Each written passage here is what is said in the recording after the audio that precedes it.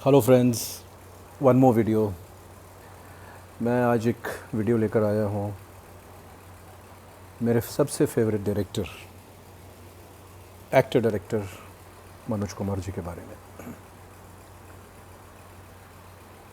देखिए, वैसे तो मेरे फॉरेन डायरेक्टर्स और इंडियन डायरेक्टर्स में बहुत सारे फेवरेट्स हैं। राज खोसला जी के बारे में मैंने एक वीडियो बनाया था, विजय आनंद जी के बारे में मैंने एक वीडियो बनाया हुआ है जो जल्दी रिलीज़ करूँगा, मनमोहन देसाई, सुभाष घई। बट अगर आप मुझसे दिल से पूछिए तो जो मनोज कुमार जी की फ़िल्में थीं और जो मनोज कुमार जी का डायरेक्शन था, वो मुझे बहुत ही पसंद और बहुत ही प्रिय है। तो शुरुआत करते हैं मनोज कुमार जी के ऊपर अपनी इस वीडियो की। देखिए, मनोज कुमार जी बेसिकली तो एक एक्टर थे, लेकिन मुझे ऐसा लगता है कि उनकी सिनेमा की जर्नी में जब उन्होंने काम करना शुरू किया और जब उन्होंने अच्छे अच्छे डायरेक्टर्स के साथ काम किया, जैसे कि राज खोसला जी हुए और शक्ति सामंत जी हुए, और भी अच्छे अच्छे डायरेक्टर के साथ उन्होंने काम किया, तो कहीं ना कहीं उनके अंदर जो ग्रोथ हुई वो बहुत गज़ब की ग्रोथ थी, या शायद उनके अंदर वो पहले से था। कैमरे की समझ, म्यूज़िक की समझ, एडिटिंग की समझ, सॉन्ग पिक्चराइजेशन की समझ। मैं दावे के साथ कहता हूँ और आज भी कहता हूँ कि जैसे गाने मनोज कुमार जी पिक्चराइज़ किया करते थे, वैसे गाने मैंने नहीं देखे किसी को पिक्चराइज़ करते हुए हिंदी सिनेमा के इतने बड़े इतिहास में। वो एक गज़ब की उनके अंदर कला थी। एक्टर तो अच्छे थे, इसमें कोई डाउट नहीं है, और उन्होंने धीरे धीरे अपना एक ऐसा पर्सोना बनाया, अपना एक ऐसा व्यक्तित्व बनाया जिससे कि वो एक specific kind of he acting करते थे, और उन्होंने अपने उसी कैरेक्टर को डेवलप किया। कहने का मतलब, उन्होंने अपनी एक इमेज बनाई। देखिए, इमेज बनाना बहुत ज़रूरी होता है। मैं किसी को क्रिटिसाइज़ नहीं कर रहा हूँ, पर आजकल क्या होता है कि जैसे ही किसी को सक्सेस मिलती है, वो बड़ी वैरायटी ऑफ रोल्स करने लगता है और अपने आप को ये प्रूव करने में लग जाता है कि मैं कितना ग्रेट एक्टर हूँ। एक्टर कोई कितना भी ग्रेट हो सकता है, कोई उसमें दो राय नहीं, लेकिन कॉमर्शियल फिल्म्स में और कमर्शियल सक्सेस के लिए आपके पास एक इमेज होना बहुत ज़रूरी है। एक इमेज से आप स्टार बनते हैं, स्टार बनने के बाद आप एक्सपेरिमेंट कर सकते हैं। तो अमिताभ बच्चन जी ने भी एंग्री यंग मैन बनने के बाद एक्सपेरिमेंट किए, ऐसा नहीं कि उन्होंने सिर्फ एंग्री यंग मैन की फिल्में की। शाहरुख खान ने भी एक्सपेरिमेंट किए हैं, लेकिन एक इमेज बनी, पहले एक नेगेटिव हीरो की, बाद में एक रोमांटिक हीरो की। उसी तरह राजेश खन्ना साहब ने खूब एक्सपेरिमेंट्स किए हैं। कोई कह सकता है कि उन्होंने अलग तरह की फिल्में नहीं की? बहुत की, लेकिन उनके पास एक बेस था उनके रोमांटिक इमेज का, उनकी अदाओं का, उनका। तो ये इमेज बनाना बहुत ज़रूरी होता है। दिलीप कुमार साहब ने भी इमेज बनाई थी, पहले एक ट्रेजेडी किंग की और बाद में एक कंप्लीट एंटरटेनर की और एक कंप्लीट अदाकार की। राज कपूर साहब की भी अपनी एक इमेज थी, एक सिंपल्टन की, एक अनाड़ी की। तो वो उसी तरह से मनोज कुमार जी ने भी अपनी एक इमेज बनाई, एक ख़ास किस्म का पर्सोना, एक ख़ास किस्म के मैनरिज्म,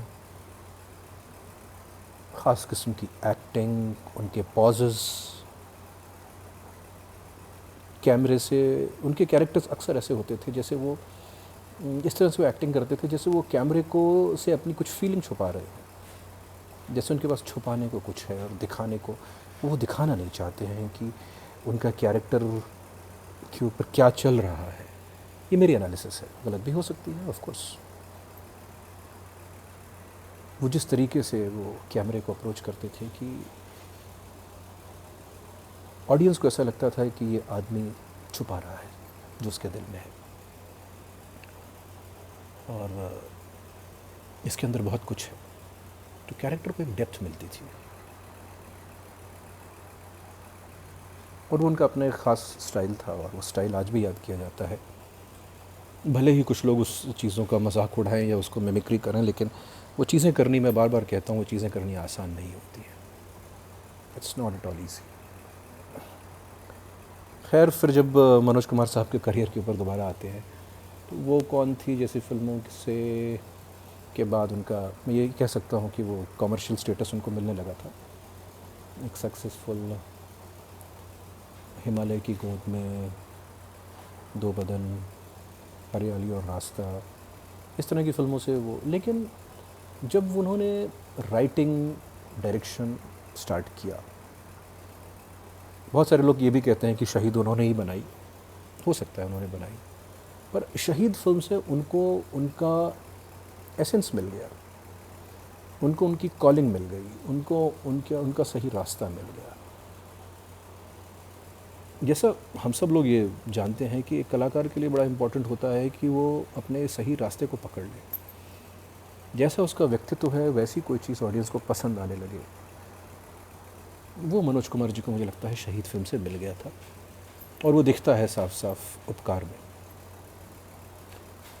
उपकार कमाल की फिल्म बनाई उन्होंने, रेलेवेंट टॉपिक, मेरे देश की धरती आज भी याद किया जाता है। वो सारे किस्से भी सबको पता है कि किस तरह लाल बहादुर शास्त्री जी ने, जो उस समय प्रधानमंत्री थे, उनको बोला था, और वो जय जवान जय किसान के नारे के ऊपर बनी फिल्म हर दिल को छुई। इंडियन सिनेमा की एक ऑल टाइम क्लासिक है उपकार, मैं मानता हूँ। वैसे सब्जेक्ट अब नहीं उठाए जाते हैं। उपकार के गानों का पिक्चराइजेशन सिर्फ मेरे देश की धरती के अलावा भी जो गाने थे, जो ब्रांड साहब के ऊपर गाना है, कसमें वादे प्यार वफा सब बातें हैं बातों का क्या, और दूसरे गाने हैं जो उपकार को एक माइलस्टोन फिल्म बनाते हैं। उपकार बहुत ही सेंसिटिव फिल्म भी है, जो मानवीय रिश्तों के बारे में भी बहुत कुछ कहती है, और मनोज कुमार साहब की पकड़ दिखाती है। और एक बात और जो मनोज कुमार साहब की हर फिल्म में होती है कि उनकी फिल्में अपने ज़माने में टेक्निकली सबसे बेस्ट फिल्में होती थी, कहीं से भी स्लो नहीं होती थी। हाँ, वो लंबे शॉट्स लेते थे, लेकिन वो कभी ऐसा नहीं देख के लगता था कि उनकी फिल्में, जब तक वो फॉर्म में थे, जब तक उनकी क्रिएटिविटी काम करती थी, कभी ऐसा नहीं लगा कि उनकी फिल्में बोरिंग हैं। उपकार के बाद भी जो उन्होंने काम किया वो यादगार काम है। वैसे तो बहुत सारी फिल्में उन्होंने की एज एन एक्टर, जैसे बेईमान फिल्म थी जिसके लिए उनको फिल्म फेयर भी मिला है, और भी दूसरी कई सारी फिल्में थीं, जो एक दो फिल्में ऐसा हो सकता है कि मेरे दिमाग को स्किप कर रही हैं। लेकिन उसके बाद जब उन्होंने रोटी कपड़ा और मकान बनाई, उस समय के रेलेवेंट टॉपिक के ऊपर, महंगाई के ऊपर, बेरोज़गारी के ऊपर, जिनकी बातें हम आज भी करते हैं, गरीबी के ऊपर, आदर्शवाद और प्रैक्टिकलिटी और ज़िंदगी की सच्चाई के बीच जूझते नौजवान के ऊपर, रोटी कपड़ा और मकान को मैं एक हिंदुस्तानी सिनेमा की ओरिजिनल ऑल टाइम क्लासिक्स फिल्मों में गिनता हूँ, जो आज भी रेलेवेंट हैं और जो आज भी रीमेक की जा सकती है।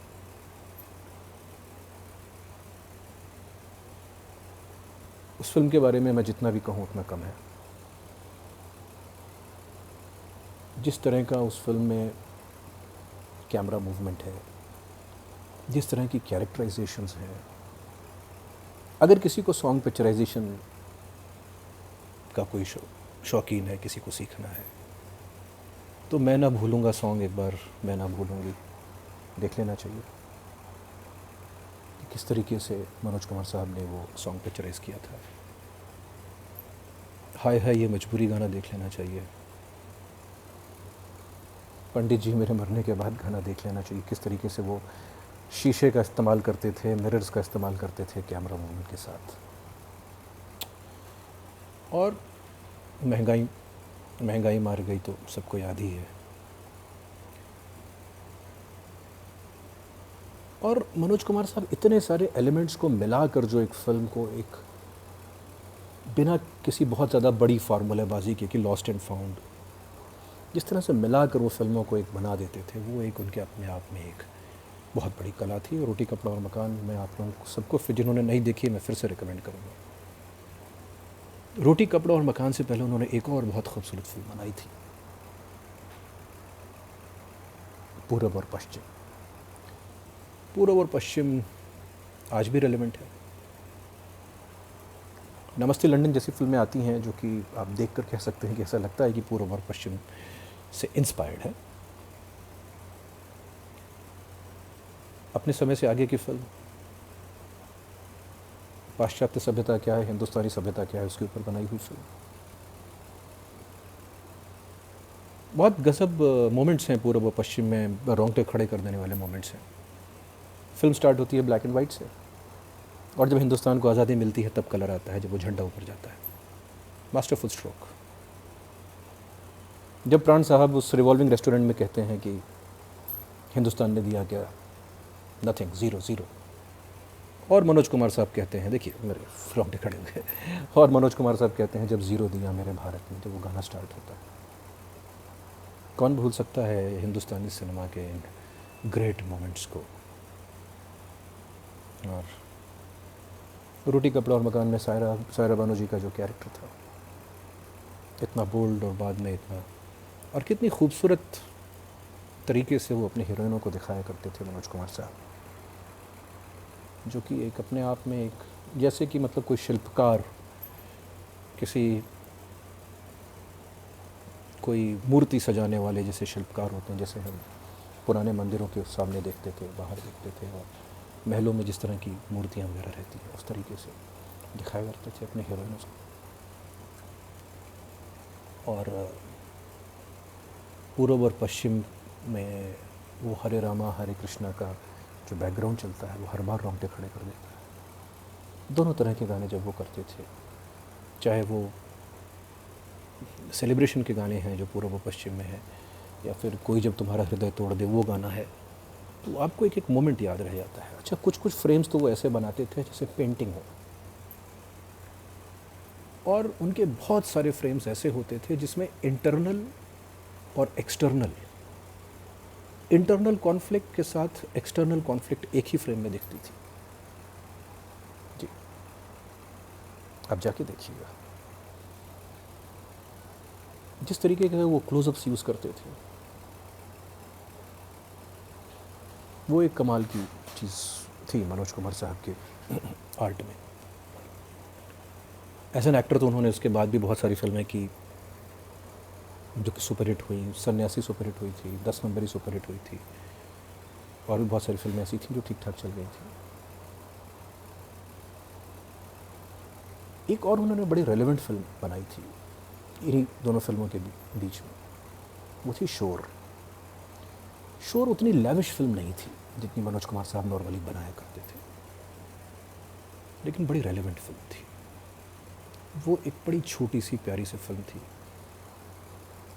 उसके फिर से गानों का पिक्चराइजेशन, एक प्यार का नगमा है हम आज भी गाते हैं और आज भी सुनते हैं। उसके जो लिरिक्स, अच्छा मनोज कुमार साहब बहुत एक्सेलेंट लिरिक राइटर भी थे। मेरी आप सब लोगों से रिक्वेस्ट है, गुजारिश है कि आप लोग जाके देखिएगा कि उन्होंने क्या क्या गाने लिखे हैं। अच्छा, बहुत कम लोगों को ये पता है कि वो बहुत अच्छे एडिटर भी थे। उनको एडिटिंग के लिए भी कुछ अवार्ड्स मिले हैं, और मैंने पुराने लोगों से ये सुना है कि वो कैमरा भी खुद ही ऑपरेट कर लेते थे। जब उनका मनचाहा शॉट डीओपी या ऑपरेटिव कैमरामैन नहीं दे पाते थे, तो अक्सर वो कैमरा खुद उठा लिया करते थे। सोचिए क्या टैलेंट रहा होगा और क्या विजुअलाइजेशन रहा होगा उनका। और मैं आ जाता हूँ मनोज कुमार साहब की, मैं जो उनकी, मेरे हिसाब से जो उनकी लास्ट फिल्म थी वो थी क्रांति। देखिए, आजकल के बहुत सारे लोग ऐसा हैं जो क्रांति जैसी फिल्मों का मजाक उड़ा सकते हैं, लेकिन उस स्केल पे, उस लेविशनेस पे एक सिंगल प्रोड्यूसर को फिल्म बनाना कितनी बड़ी बात थी, कितनी डेयरिंग की बात थी। मनोज कुमार साहब ने 4 साल क्रांति बनाई, और उस ज़माने में क्रांति से ज़्यादा चलने वाली फिल्म सिर्फ शोले थी। और क्रांति का ऐसा क्रेज़ था कि टिकट की एडवांस बुकिंग हफ्तों पहले होती थी, और उस ज़माने में 10 गुना ज़्यादा, 20 गुना ज़्यादा प्राइस में टिकट ब्लैक होते थे। और उस ज़माने में आप बिलीव नहीं करेंगे, क्रांति की टी शर्ट्स बिका करती थी और कैप्स बिका करती थी। ये पॉपुलैरिटी थी उस फिल्म की।